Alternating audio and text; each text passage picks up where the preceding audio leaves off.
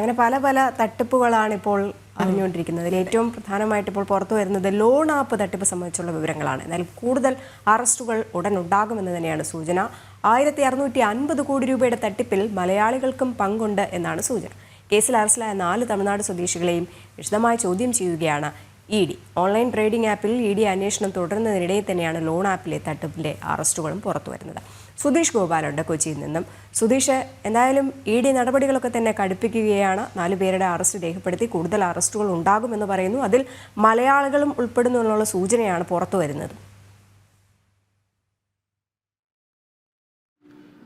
Rajani, online loan app വഴിയാണ് ഈ തട്ടിപ്പ് നടക്കുന്നത്. ഇത്തരത്തിൽ ലോൺ നൽകിക്കഴിഞ്ഞാൽ ആ പണം തിരിച്ചടവുമായി ബന്ധപ്പെട്ട് ഇവരുടെ ഈ ലോൺ എടുത്തവരുടെ ചിത്രങ്ങൾ മോർഫ് ചെയ്തും മറ്റും ഇവരെ മാനസികമായി സമ്മർദ്ദത്തിലാക്കുകയും വലിയ രീതിയിൽ തുക, ഇപ്പോൾ 20,000 രൂപയാണ് എടുത്തതെങ്കിൽ അവരിൽ നിന്ന് പോലും 1,00,000-ലധികം രൂപ തിരികെ വാങ്ങുന്ന രീതിയിൽ എത്ര പണം നൽകിയാലും പിന്നീടും ഈ മാനസികമായുള്ള ഇവരെ സമ്മർദ്ദത്തിലാക്കുന്ന ആ ഒരു ഇടപെടിയിൽ തുടർന്നുകൊണ്ടിരിക്കുകയും ഇത്തരത്തിൽ വലിയ രീതിയിൽ പണം തട്ടുകയും ചെയ്യുന്ന ഒരു തട്ടിപ്പാണ് ലോൺ ആപ്പിലൂടെ നടത്തുന്നത്. ഇതിലാണ് 1650 കോടി രൂപ തട്ടിയതായിട്ടുള്ള കേസുകൾ രജിസ്റ്റർ ചെയ്തിരിക്കുന്നത്. ക്രൈംബ്രാഞ്ചും പോലീസും രജിസ്റ്റർ ചെയ്ത ഈ കേസുകളിലാണ് ഇപ്പോൾ EDയുടെ ഇടപെടലുണ്ടാവുന്നത്.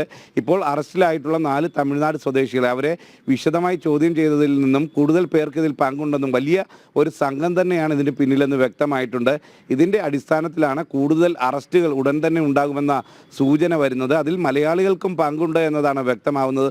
നമുക്കറിയാം, ഏതാണ്ട് 6 മാസം മുമ്പ് എറണാകുളം ജില്ലയിൽ ഒരു കുടുംബത്തിലെ മുഴുവൻ പേരും ആത്മഹത്യ ചെയ്യുന്ന 2 കുട്ടികളടക്കം മുഴുവൻ പേരെയും കൊന്ന് പിതാവ് ആത്മഹത്യ ചെയ്യുന്ന ഒരു സാഹചര്യം ഉണ്ടായത് ഈ ലോൺ ആപ്പ് തട്ടിപ്പുമായി ബന്ധപ്പെട്ടാണ്. അന്ന് ആ യുവാവിൻ്റെ ഭാര്യയുടെ ചിത്രം മോർഫ് ചെയ്ത് പ്രചരിപ്പിച്ചിരുന്നു. അതുമായി ബന്ധപ്പെട്ട് വലിയ രീതിയിലുള്ള അന്വേഷണങ്ങൾ പോലീസ് നടത്തിയെങ്കിലും ഇവരിലേക്ക് എത്താൻ ആരാണ് ഈ തട്ടിപ്പിന് പിന്നിലെന്നുള്ളത് സംബന്ധിച്ച് വ്യക്തത ഉണ്ടായിരുന്നില്ല. എന്നാൽ ഈ കാര്യങ്ങളിലെല്ലാം തന്നെ ഇപ്പോൾ ഇത്തരം സംഘങ്ങളിലേക്ക് അന്വേഷണം എത്തിച്ചേരുന്നു. അതിലാണ് ഇപ്പോൾ 4 തമിഴ്നാട് സ്വദേശികൾ, ഷെൽവൻ അടക്കമുള്ള 4 തമിഴ്നാട് സ്വദേശികൾ അറസ്റ്റിലായിട്ടുള്ളത്.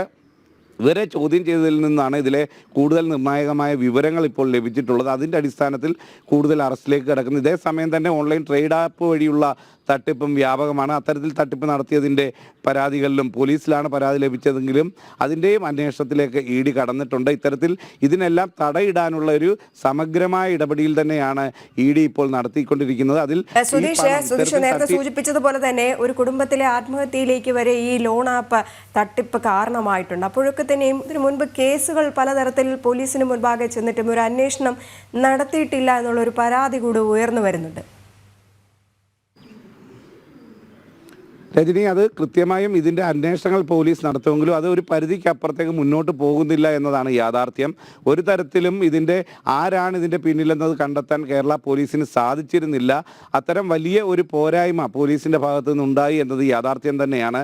അതിൽ വലിയ പരാതിയും ഈ കുടുംബങ്ങൾക്കൊക്കെ തന്നെ ഇത്തരത്തിൽ ഈ ഇവരുടെ പീഡനങ്ങൾക്ക് ഇല്ലെങ്കിൽ മാനസികമായ പ്രയാസത്തിന് ഇരയായ നിരവധി പേരാണ് മലയാളികളായി തന്നെ ഉള്ളത്. അത്തരത്തിൽ ഉള്ള തട്ടിപ്പ് തുടരുകയും ചെയ്യുന്ന ഒരു സാഹചര്യം നിലനിൽക്കുന്നു. അതിലേക്ക് വീണ്ടും ആൾക്കാർ പെട്ടുപോകുന്ന ഒരു സാഹചര്യവും നിലനിൽക്കുന്നു. ആ ഒരു പശ്ചാത്തലത്തിൽ തന്നെയാണ് ഇപ്പോൾ EDയുടെ ഇടപെടലുണ്ടായിരിക്കുന്നത്. ഇതിൽ ഇത്തരത്തിൽ തട്ടിയെടുക്കുന്ന പണം അത് ചൈനയിലേക്കും സിംഗപ്പൂരിലേക്കും പോകുന്നു എന്നതാണ് ഇതുവരെയുള്ള കണ്ടെത്തൽ. ഇതിൽ കൂടുതൽ കാര്യങ്ങളിലേക്ക് കടക്കേണ്ടതുണ്ട്. അതിന് കൂടുതൽ അറസ്റ്റും എല്ലാം തന്നെ വേണ്ടിവരും. ഇതിൻ്റെ തലപ്പത്താര്, ഇതിനെ നിയന്ത്രിക്കുന്നതാര് എന്നത് അടക്കമുള്ള കാര്യങ്ങളിലേക്കും അന്വേഷണം എത്തിച്ചേരുമെന്ന സൂചനയാണ് ഇപ്പോൾ ലഭിക്കുന്നതും രജനി. എന്തായാലും ലോൺ ആപ്പ് തട്ടിപ്പ് തടയിടുവാൻ വേണ്ടിയിട്ടുള്ള അതിതീവ്ര ശ്രമങ്ങൾ തന്നെയാണ് EDയുടെ ഭാഗത്ത് നിന്ന് ഉണ്ടാകുന്നത്. 4 പേരെ അറസ്റ്റ് ചെയ്തിട്ടുണ്ട്. കൂടുതൽ അറസ്റ്റുകൾ ഉണ്ടാകാനുള്ള സാധ്യതകളുണ്ട്. ഒപ്പം ഇതിൽ ഏറ്റവും പ്രധാനമായിട്ടും പറയാനുള്ളത് ഇതിൽ പങ്കാളികളായിട്ടുള്ളത് മലയാളികളും ഉണ്ട് എന്നുള്ളതാണ്. എന്തായാലും ഇനിയെങ്കിലും ഇതുപോലെയുള്ള തട്ടിപ്പുകളിൽ ജനങ്ങൾ ഏർപ്പെടാതിരിക്കുക, വിശ്വസിക്കാതിരിക്കുക എന്ന് തന്നെയാണ് പറയാനുള്ളത്. സുധീഷ് ഗോപാലാണ് വിവരങ്ങൾ പങ്കുവച്ചത്.